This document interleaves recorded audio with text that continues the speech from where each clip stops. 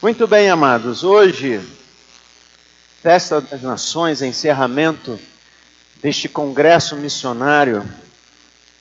Eu tenho como missionário desta igreja no sudeste do Pará, o privilégio de trazer a mensagem ao seu coração.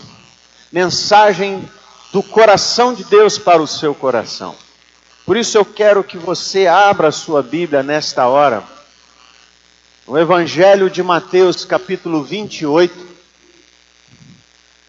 Mateus, capítulo 28, nós estaremos lendo a partir do versículo 16.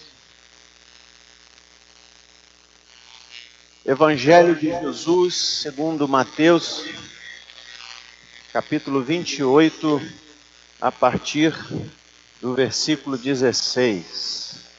A palavra de Deus assim nos diz: os 11 discípulos foram para Galiléia, para o monte que Jesus lhes indicara. Quando o viram, o adoraram, mas alguns duvidaram. Então Jesus aproximou-se deles e disse: foi-me dada toda a autoridade nos céus e na terra. Portanto vão e façam discípulos de todas as nações, batizando-os em nome do Pai e do Filho e do Espírito Santo, ensinando-os a obedecer a tudo quanto tenho lhes ordenado. E eu estarei sempre com vocês. Eu estarei sempre com vocês, até o fim dos tempos. Eu estarei junto. Eu estarei com vocês até o fim dos tempos. Você pode glorificar o Senhor, exaltar a este Senhor Jesus, que promete e cumpre. Ele cumpre de estar junto até o fim. Gostaria de meditar com vocês brevemente em cima do tema o dono do mundo. O dono do mundo. Sabemos que muitos querem conquistar poder, conquistar funções, conquistar atenção, mas nós sabemos que do Senhor é a terra e a sua plenitude. Do Senhor é a terra e a sua plenitude, o mundo e aqueles que nele habitam. Salmo de número 24, versículo 1. O Senhor, sim, Ele é dono das nossas vidas, é dono das nações. Ele, sim, é dono da igreja. Muitos imaginam que a igreja é do pastor. Outros imaginam que a igreja é da denominação. Outros ainda imaginam que podem comprar a igreja.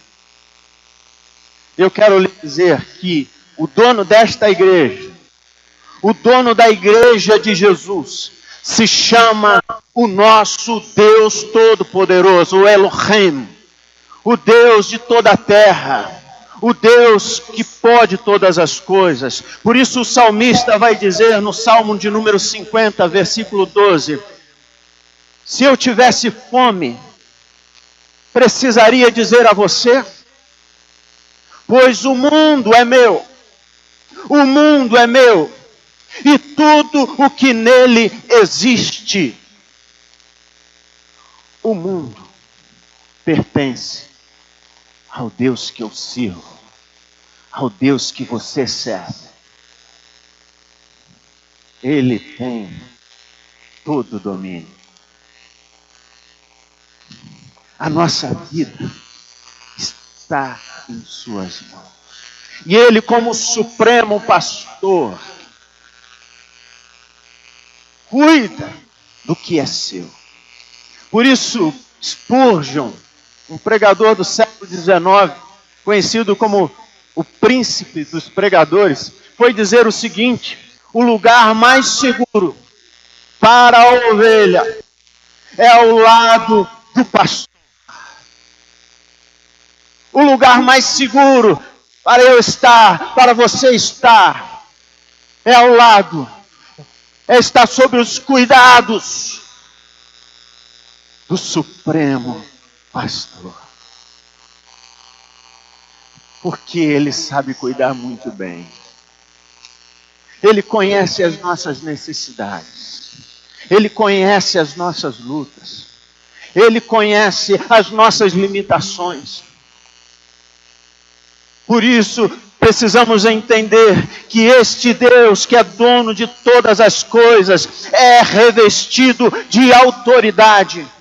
E esta autoridade foi confiada na sua plenitude ao Senhor Jesus.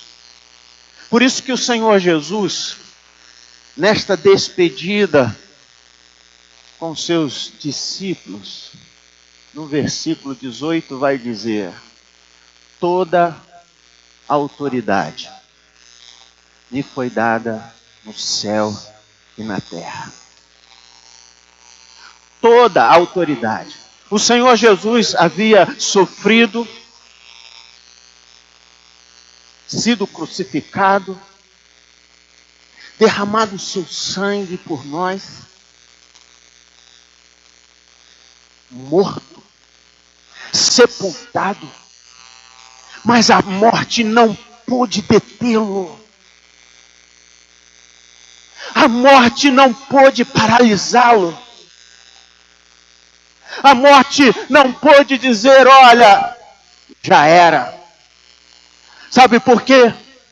Porque aquela morte havia sido planejada para manifestar a autoridade e poder do Deus que ama a humanidade, ama a mim, ama você. Esta autoridade fez com que a pedra rolasse.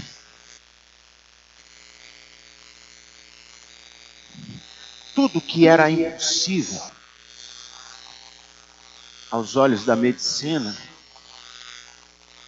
tudo que era impossível aos olhos humanos, coração parado, 3 dias,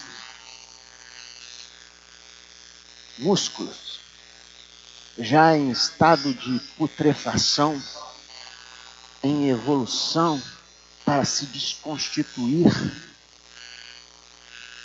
tudo pela autoridade do Deus que nós cremos,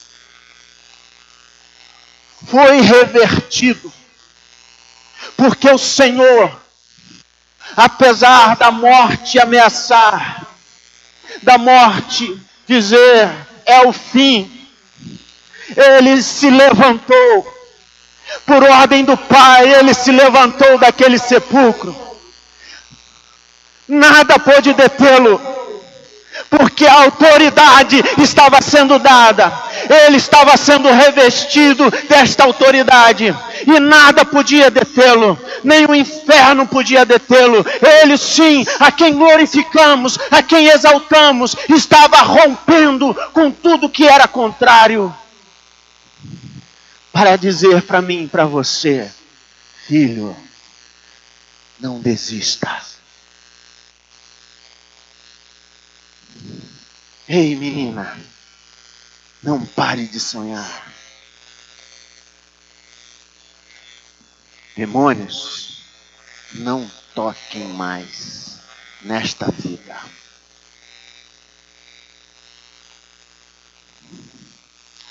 Homens fortes e valentes não podem te calar.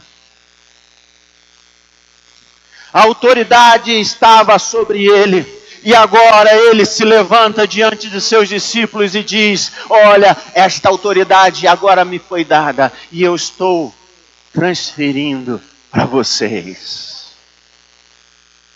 Eu estou então revestindo a minha igreja desta autoridade.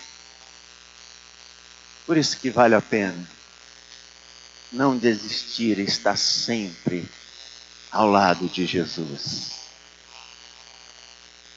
Ele não nos decepciona, nunca, jamais Ele nos decepciona.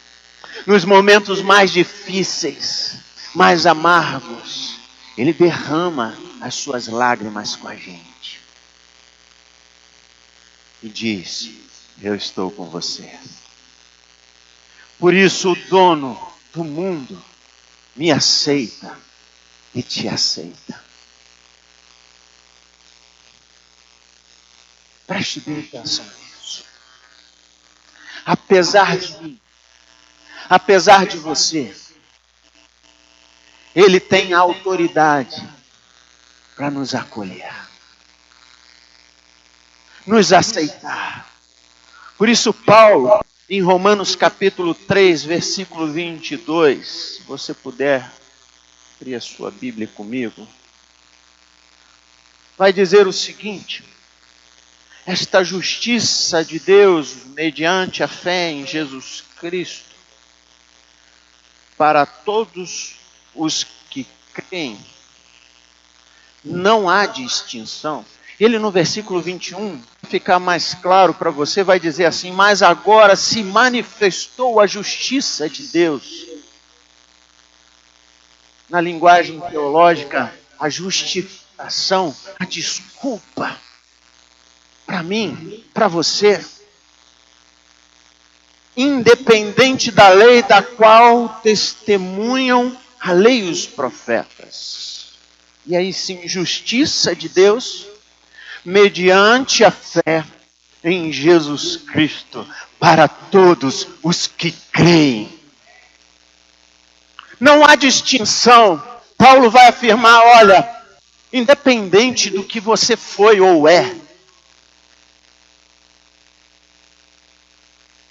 Deus está interessado de intervir na sua vida, de entrar na sua história. Entenda isto. Deus, o Todo-Poderoso, Criador dos céus e da terra.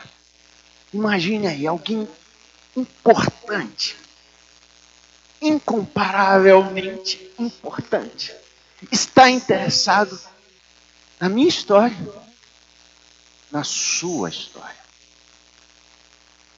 Ele está interessado no que acontece com você e o que deixa de acontecer. Ele sim está interessado em caminhar com você, em viver com você. Ele está sempre de braços abertos para te receber. Sabe por quê?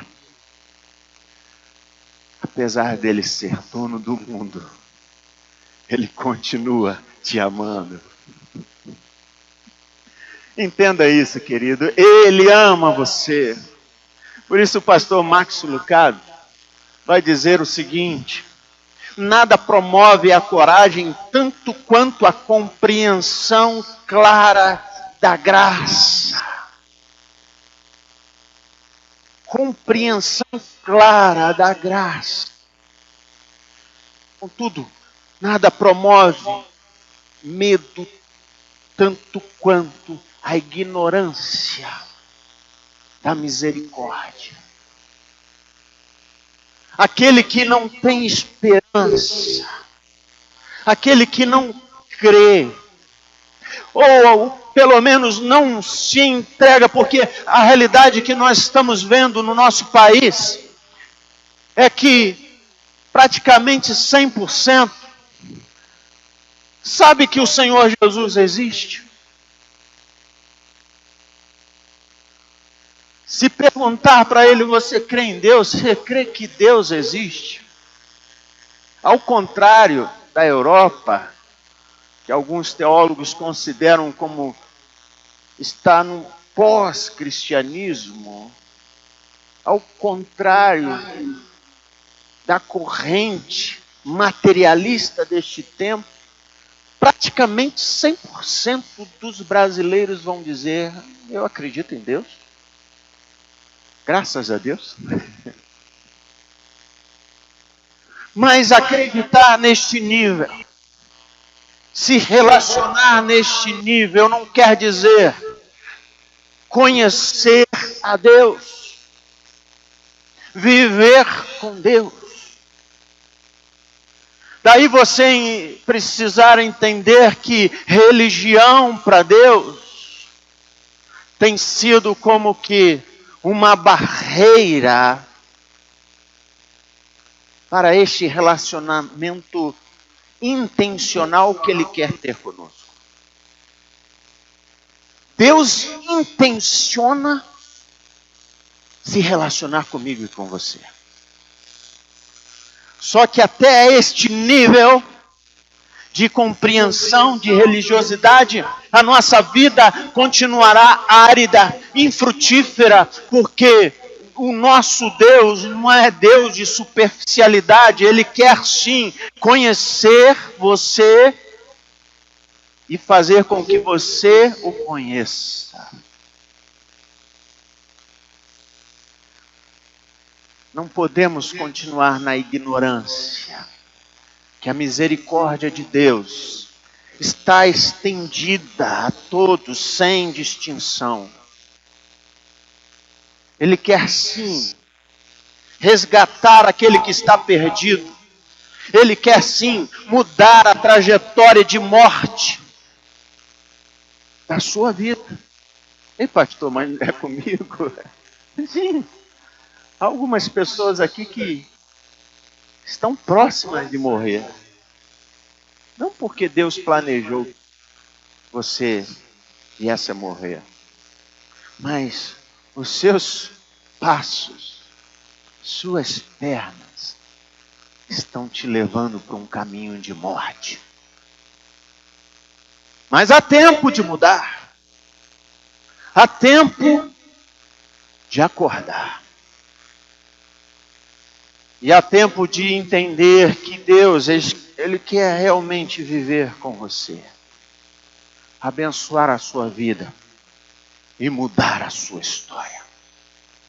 Em terceiro e último lugar, nós vamos entender então que o dono do mundo sabe a hora certa de mudar a sua história. Ele sabe o momento certo de entrar, quando convidado, e reverter este quadro de morte. Ele quer fazer isto hoje. Ele quer fazer isto hoje na sua vida. Você mesmo que se acha um crente, mas os frutos da sua vida, a prática da sua vida revela uma indiferença completa com Deus que está intencionalmente querendo você ao seu lado. Intencionalmente Ele quer reverter a sua história de morte. E quando a gente fala morte, não é só bater as botas, como diz o ditado popular. Mas é morrer a família, é morrer os projetos de vida, é morrer os sonhos. Há muita gente aqui que os sonhos já estão sepultados, porque a sua vida está distanciada do Deus que te ama e te quer. A obra missionária no Brasil e no mundo é para mostrar este desejo de Deus de mudar na hora certa a história de vida de muitos, de perto e de longe. Por isso estamos lá no sudeste do Pará, na cidade de Marabá. Quer saber? Dizia isto para o nosso pastorzão essa semana. Meu coração, se fosse obedecer, era estar aqui junto com vocês.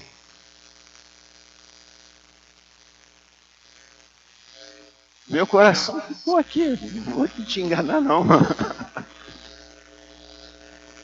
Mas a intencionalidade de Deus não era que eu ficasse aqui.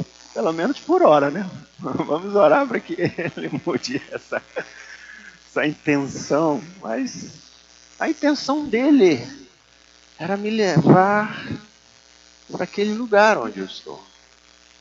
E no momento que eu coloquei os meus pés naquela cidade, apesar do coração apertado, dizendo: Senhor, meu desejo era ficar em Juiz de Fora. Mas quando eu coloquei a planta dos meus pés, foi como que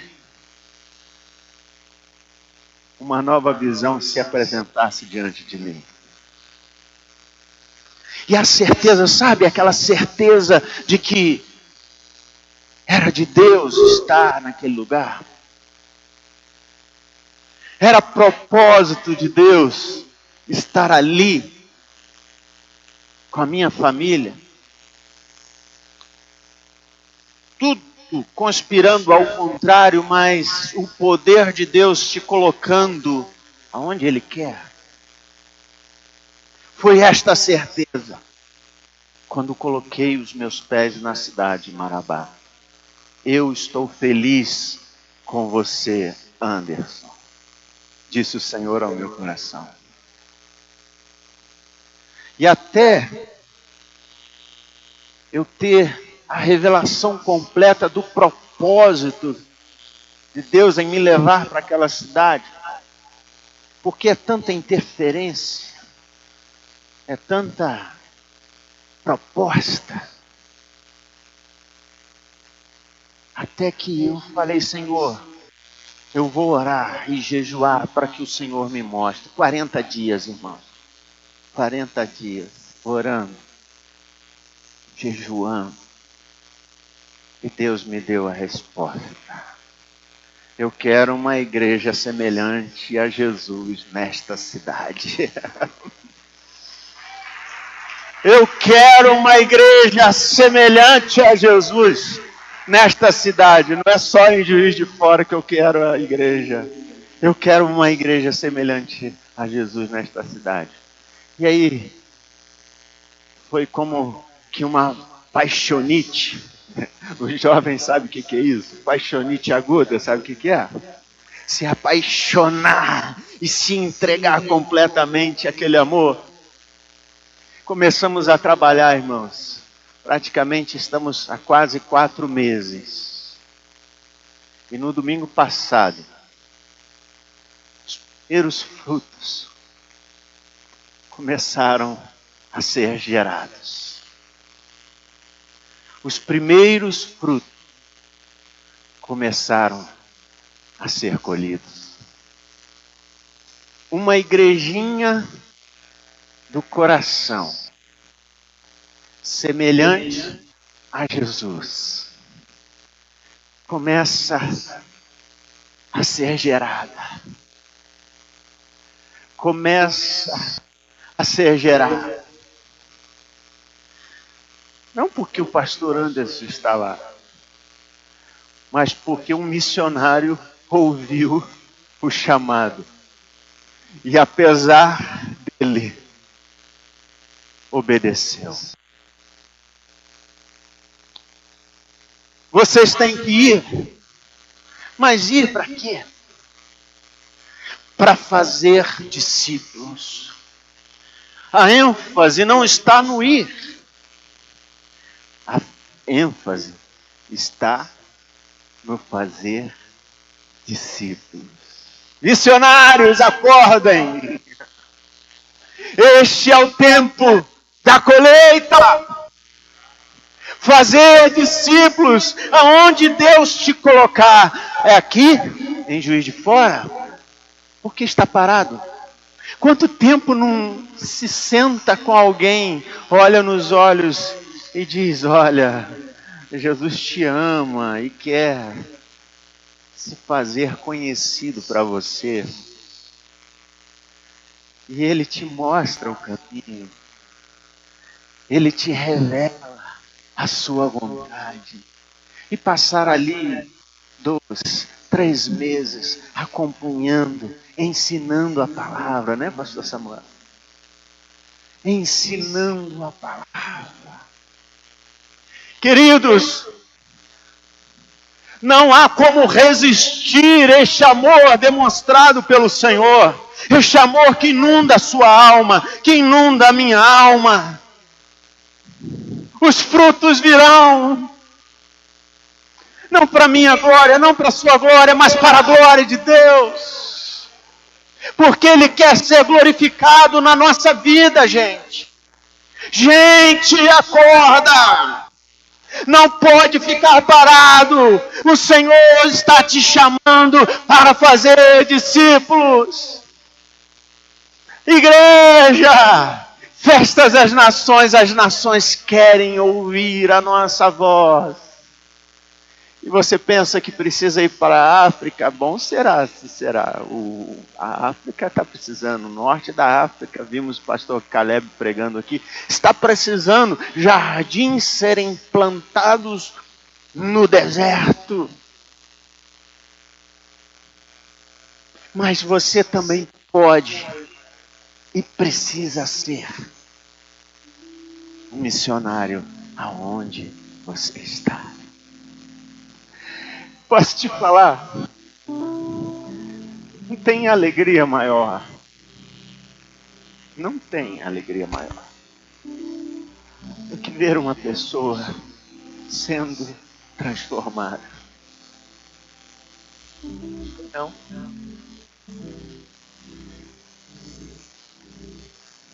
Tem alegria maior do que ver uma história de família se mudada da água para o vinho. No próximo mês, pastor Paulinho, Deus colocou um desafio para a gente realizar cerca de 30 casamentos coletivos. 30 casamentos. Quando Deus plantou isso no meu coração, começamos a trabalhar. Vamos fazer um curso de noivos com essa gente aqui. Agora imagina uma cultura onde casamento não passa nem perto, né? A instituição do casamento. No curso de noivos, para vocês terem uma ideia, estava dando sobre planejamento familiar, né? Brincando e tal. Aí, quem tem filho aqui? Só um casal levantou a mão. Todos praticamente têm filhos. Quantos filhos você tem? Eu tenho 10, pastor. Eu tenho 6. O que tinha menos tinha 4. Histórias de vida. Triste. Triste. Pensa em tristeza. Andar por local onde eu estou trabalhando é como Ribeirinho. Uma comunidade, é o bairro mais carente, um dos mais carentes da cidade de Marabá. Você entrar naquela casa, podemos chamar de casa, toda feita de madeira, onde está ali uma família de 10 pessoas. Um espaço de 5x3. E o Senhor começa a entrar naquela família. A alegria de ver pessoas, imagine, que não sabem ler. Não sabem ler. Boa parte não sabe ler. Começar a aprender a ler. Ter um atendimento médico. Ter um tratamento dentário. Ter um psicólogo.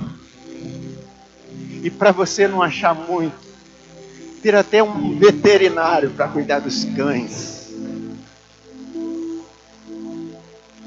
Você, igreja, está fazendo isto numa cidade a mais de 3.000 quilômetros daqui.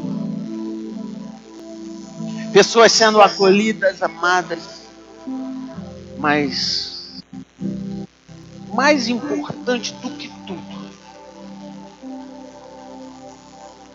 ser alcançadas pelo amor que Ele me deu, que Ele te deu. Jesus ama você. Jesus nos ama com intensidade e quer abençoar a minha e a sua vida. Mas Ele não quer abençoar para que esta bênção fique só para mim e para você. Ele quer abençoar para que sejamos abençoadores. Posso te falar uma coisa muito sincera? Muito sincera.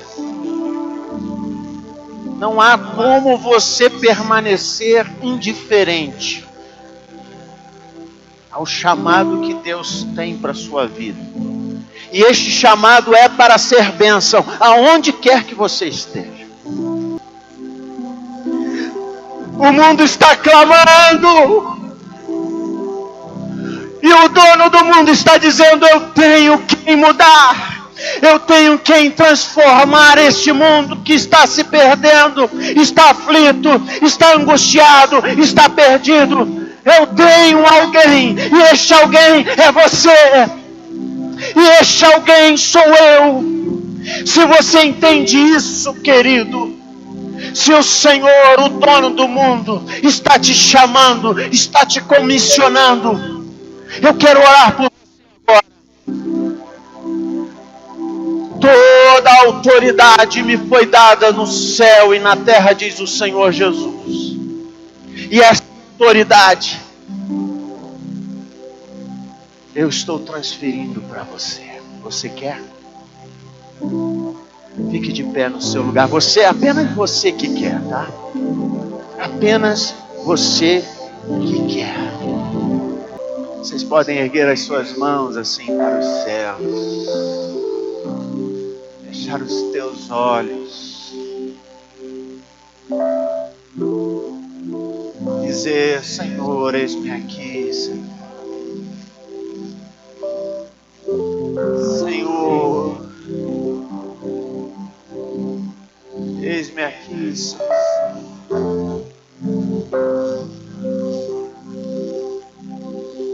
A tua igreja te clama, Senhor. Deus Santo e poderoso, em nome do Senhor Jesus, revela-te ao teu povo nesta noite, Senhor. Revela-te à tua igreja, Senhor. Nós clamamos a ti, ó Espírito Santo, Deus de toda graça, perfeito em amor, em santidade. Revela-te à tua igreja, Senhor, nesta noite, sarando feridas da alma, feridas do corpo, Deus, feridas que estão abertas, feridas que estão infeccionadas. Oh Deus de toda graça, derrama o bálsamo de Gileade nesta hora.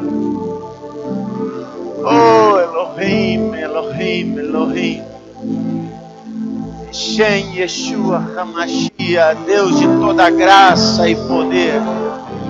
É o Senhor Jesus, é no nome do Senhor Jesus, o Messias, que nós clamamos nesta hora, para que o teu poder, a tua graça se manifeste entre nós,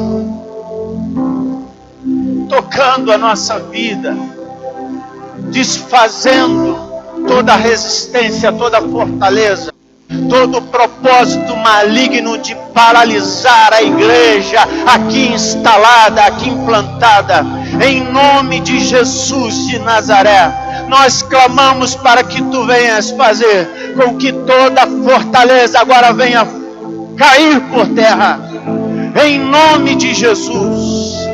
Este ministério floresça ainda mais, cobrindo a vida do teu servo pastor Aloísio de sabedoria, de conhecimento e graça, os seus pastores auxiliares, os seus missionários, os seus diáconos, os seus líderes de células, os seus líderes de ministérios.